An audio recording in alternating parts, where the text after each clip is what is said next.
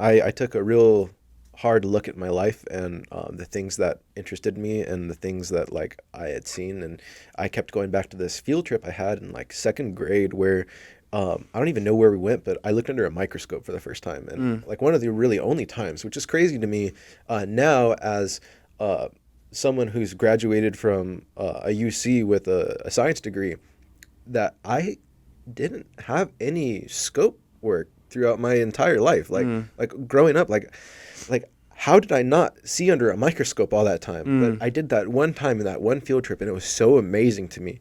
Um, and so I started doing like my own personal research into science, and then I saw Iron Man, and Iron Man changed my life Mm. because I'm a mechanic, right? And then seeing Tony Stark like put together this suit and like this like it was just so metal to me, like the whole thing was just so metal, and I'm like, wow, like this exoskeleton that's keeping him alive, like that's so cool, and it's science, and it's like, wow, that's rad, and so I'm also having this spiritual journey, like not only what is like the point of my life, but like what is the meaning of life, Sure. and I I developed this crazy thought that it's like, okay, what is the meaning of life? Well, what is the meaning of my life? Like, Mm. what are they together? Like, so I thought that, okay, the the theme of life, like the thesis of life, Mm. is evolution. From the Big Bang, what 14 billion years to get where we're at. Um, it was just hydrogen, right? And then there was this explosion, and then hydrogen split into all these other elements, and all these Mm. elements came together and formed molecules, and these molecules formed compounds, and then rocks were formed, and like different materials, and everything started to become structured. And like if you think about like the universe, it's a highly structured organism, right?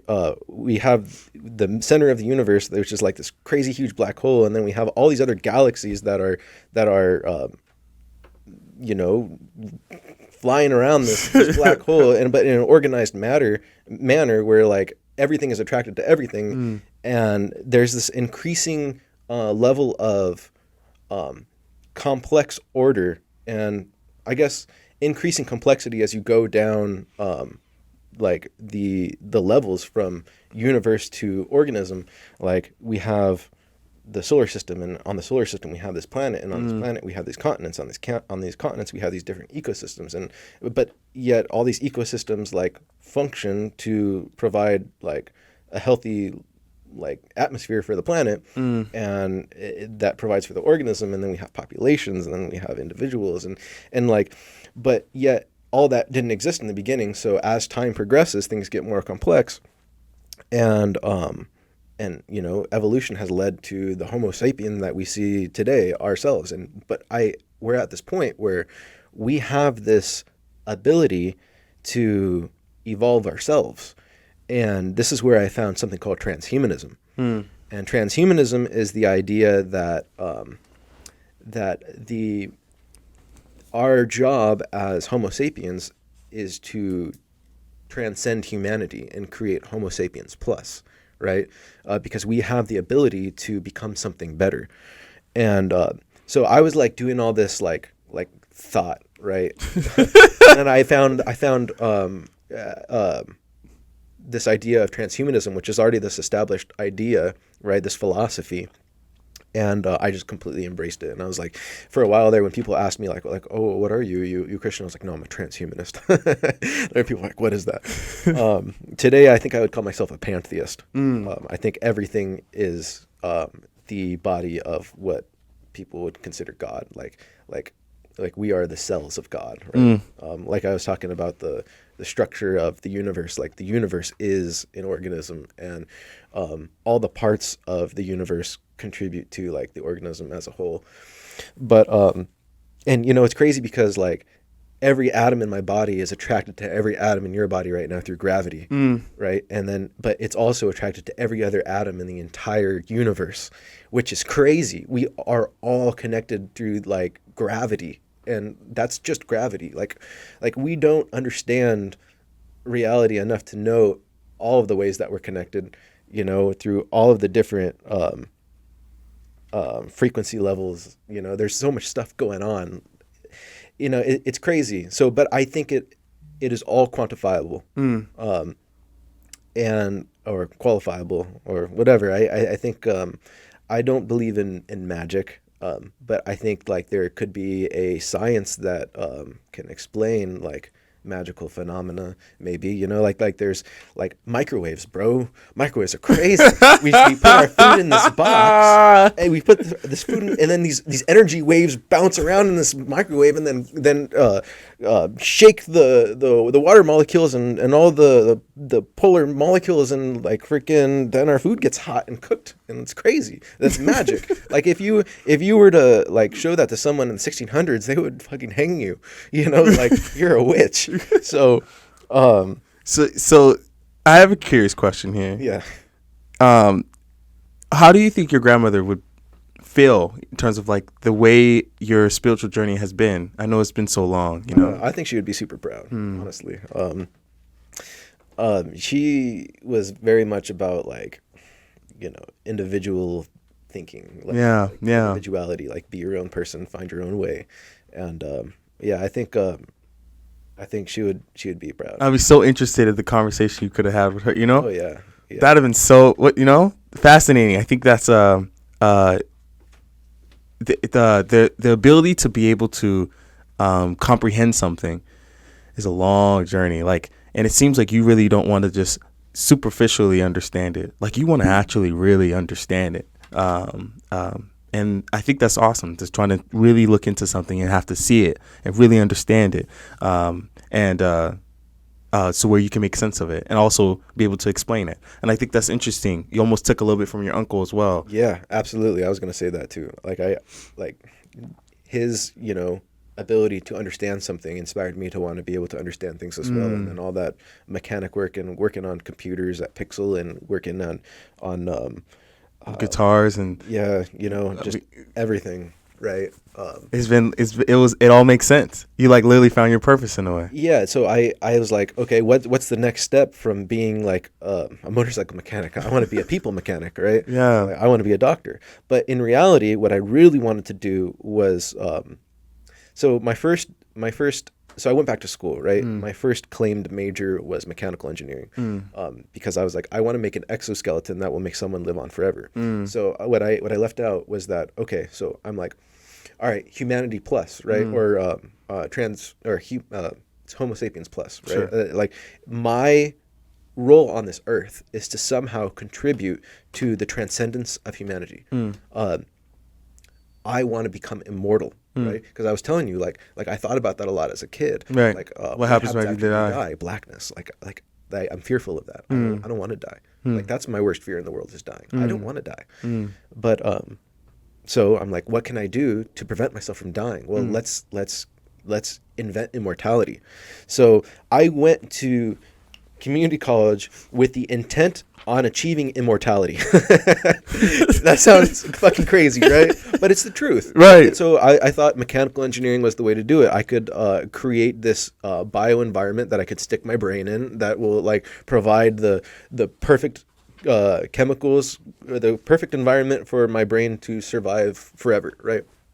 Whatever. Like I hadn't gone to college yet. I think my like I said, my GPA from high school is like a 1.9, right? So I started in pre-algebra in community college, and I went all the way up to Calc 3, multivariable calculus, and I got straight fucking A's, which is crazy, right? That's awesome. But man, I always knew that like I wasn't dumb. Right. I wasn't getting bad grades because I was dumb, and I wanted everyone to know it too in high school. So like I took honors classes, right?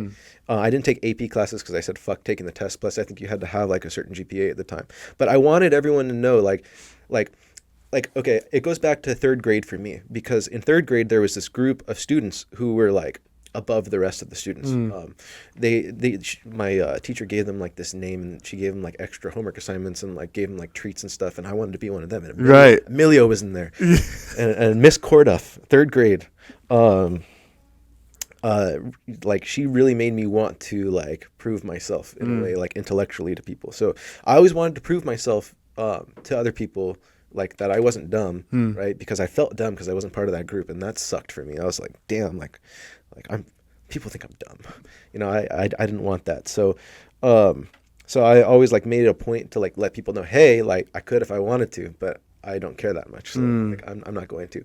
And then so college was really the time to prove that to myself, right? I'm like, okay, so I've been talking this big talk my whole life that I'm smart, right? Now I got to prove it. And I did. And I felt really good about myself because math was like, I hated math through high school because like it just wasn't applicable to anything to me. And so, yeah, took math classes, physics classes.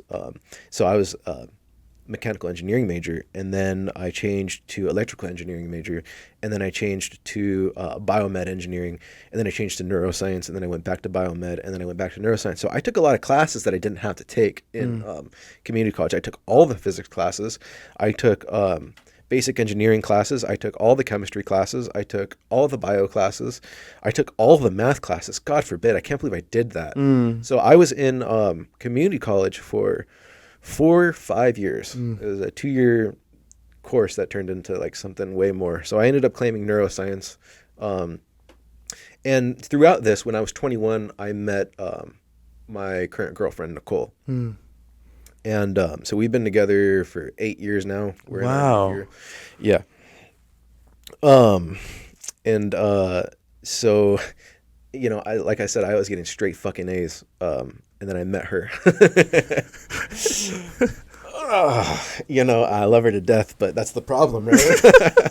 So I my priorities kind of shifted. I was really gung ho about like my purpose in life is to get a 4.0, go somewhere crazy, do something crazy, go to a graduate school, get my PhD. Also get my MD so that I can remove people's brains and put them into like bowls, right? Like that. That's what I wanted. Yo, this sounds like some. You ever watch Stargate? I'm gonna send you this. You have to watch this because it's gonna remind you a lot of what you're talking about here.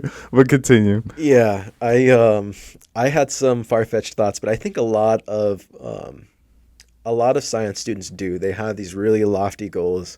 And, aim for Jupiter, land on the moon, right? Sure. So yeah, I met Nicole. My grades slipped a little bit. I was still getting B's and A's. I was still getting A's mostly. But I remember my first C, I was crushed. But I ended up getting a decently good GPA transferring from my community college, which was Mount Sac. Shout out to San Antonio College. Mount Sac. Yeah, that's a really good community. Yeah, I'm not gonna lie. I saw Devin Ross there. Yo. And Kayla Fernandez. Yeah. Good times at Mount Sac. But yeah, so that's really when I found myself, was in community college, because I met a group of people that were like me, kind of like we were all in this together, like trying to study crazy chemistry, right?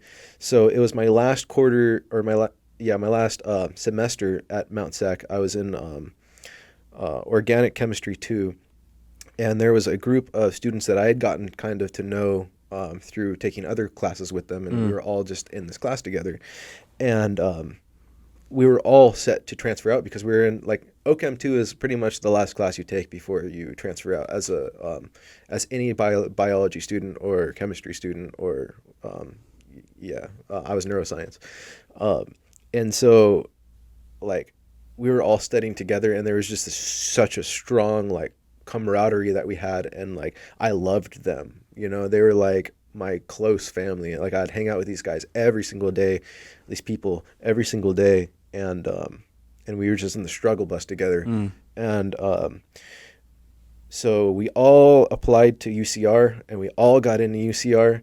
I think there was 8 of us total. We all got into UCR, and we were all in the same class.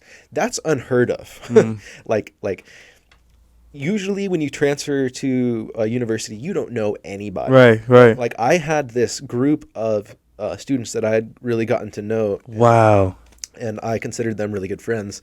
And so like, man, we had so after the class was over, we had like a party, and like it was really cool. And then we studied over the break with each other in our transition to UCR. And I applied for this program. It was called Bridge to Summer Research, and it was an opportunity for transfer students to get involved with the cutting edge research that was being done at UCR.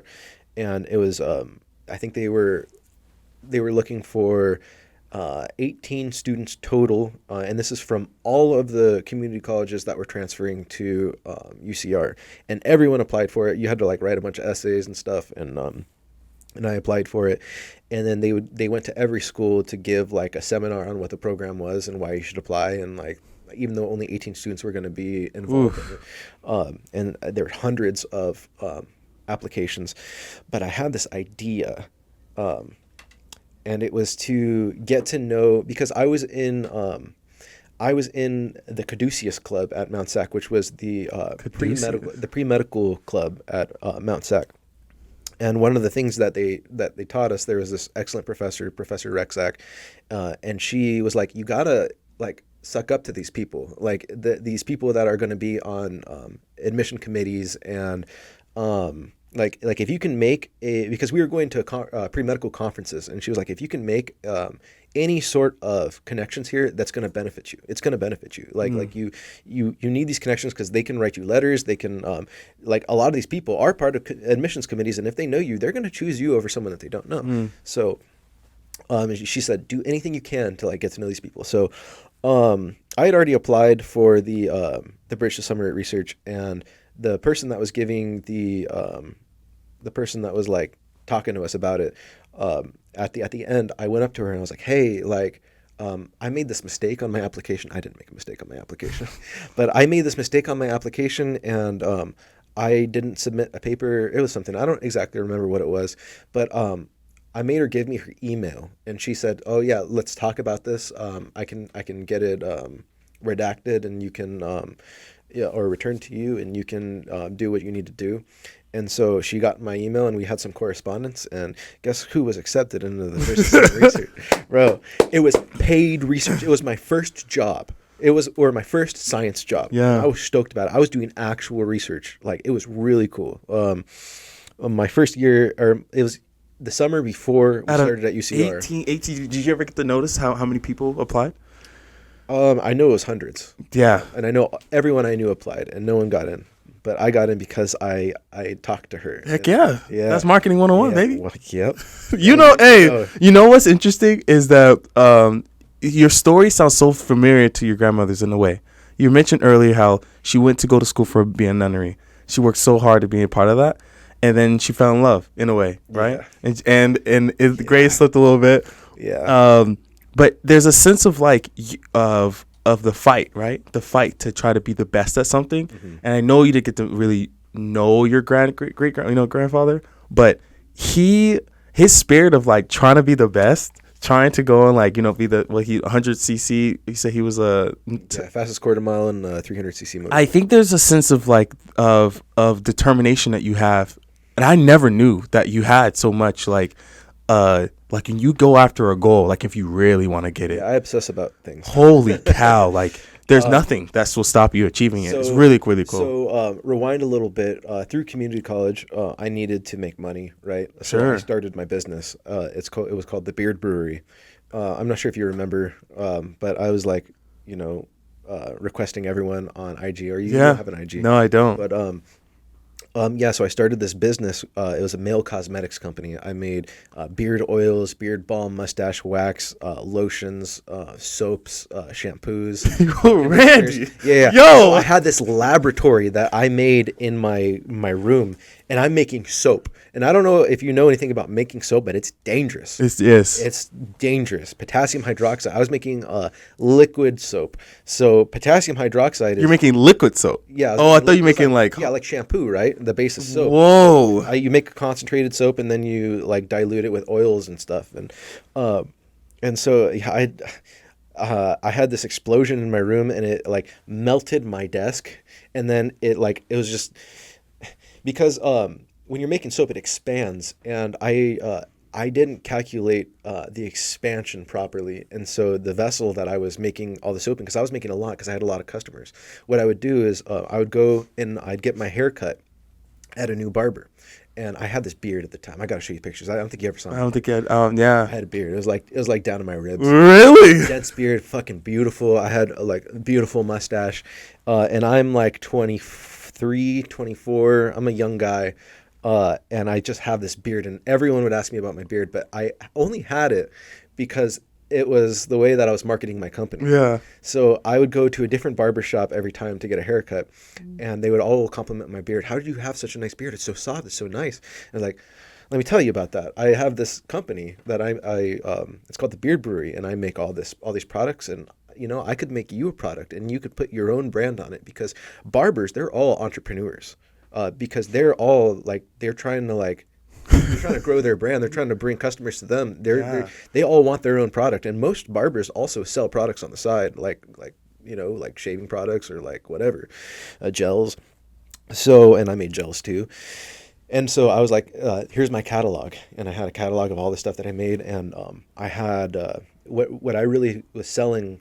My big selling point was that I have all these scents. I had like more than 200 scent oils, and I still have them.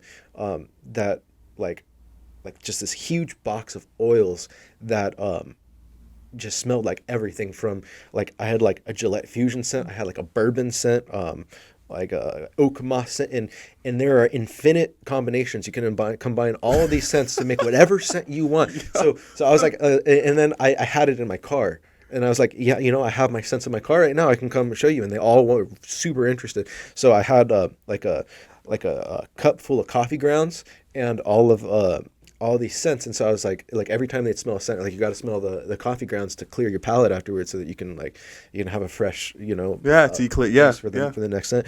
And yeah, man, I was making decent money, and it was too much. Not too much money, too much work. Sure.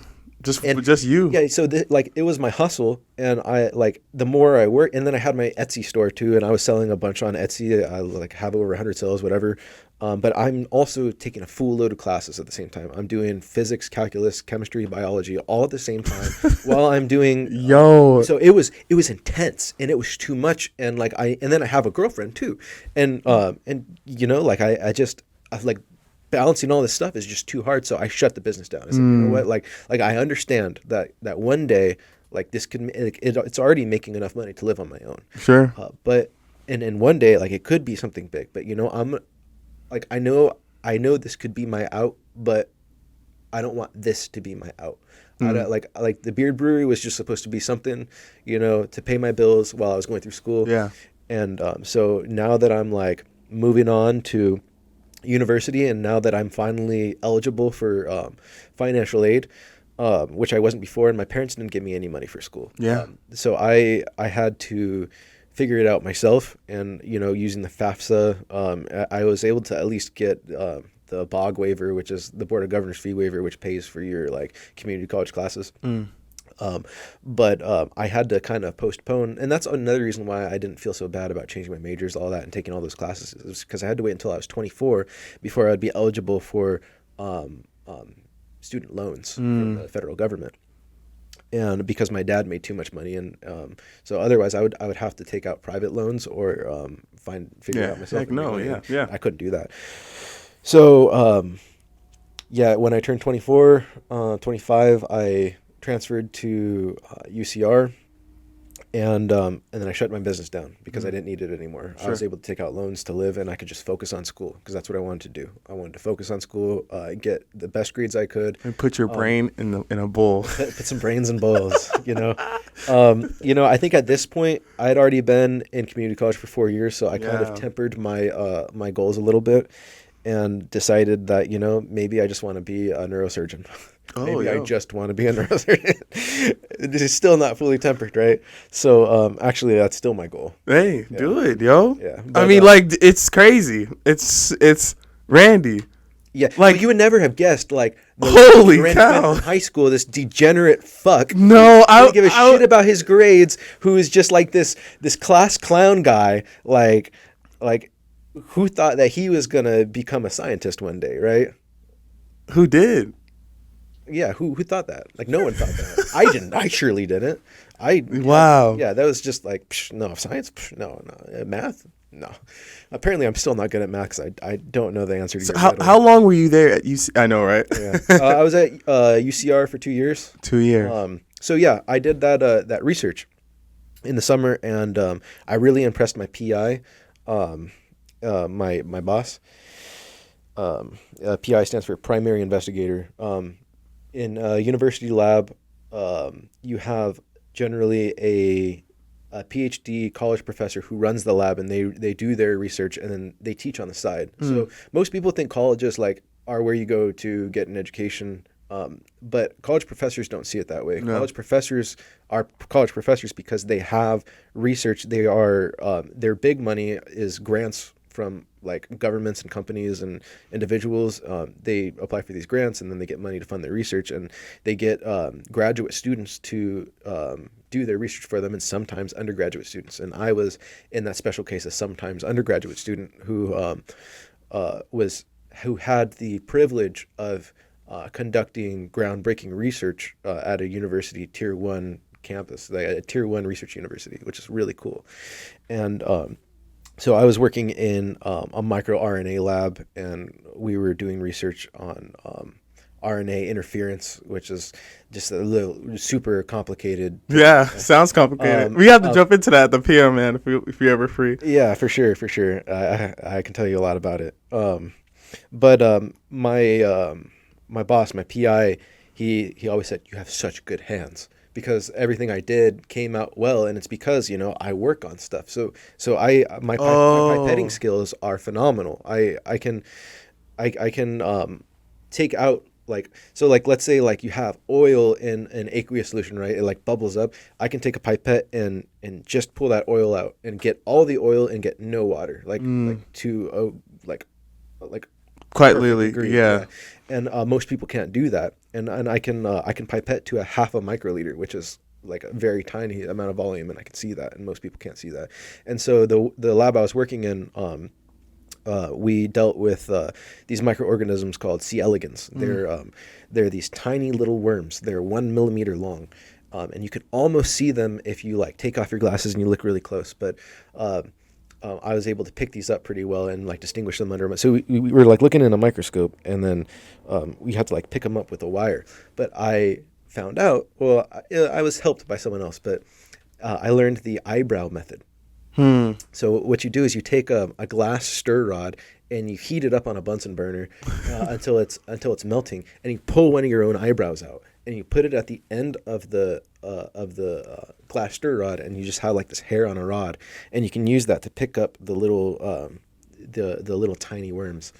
And then that's how you move into different petri dishes. So I was making my own colonies of like genetically modified C. elegans, and it was a lot of fun. I learned a lot. I was doing micro injections. So these C. elegans are already small. I was doing injection of DNA into their gonads, which are like obviously like very small. Yes. So Yeah. I had to manipulate this machine to do this micro injection. So I became really good at that. And so I was invited back to work for this this professor after the Bridge to Summer research was over, because they were paying me $5,000 to work that summer, which to me at the time was a good amount of money. Yeah. It was able to, like, I had a car that I was working on that I was building at the time. It was a Scion TC. I bought it, and then a week later the engine blew up, so I had to like put another engine in, and I had to do a bunch of work to that car, and so that funded that,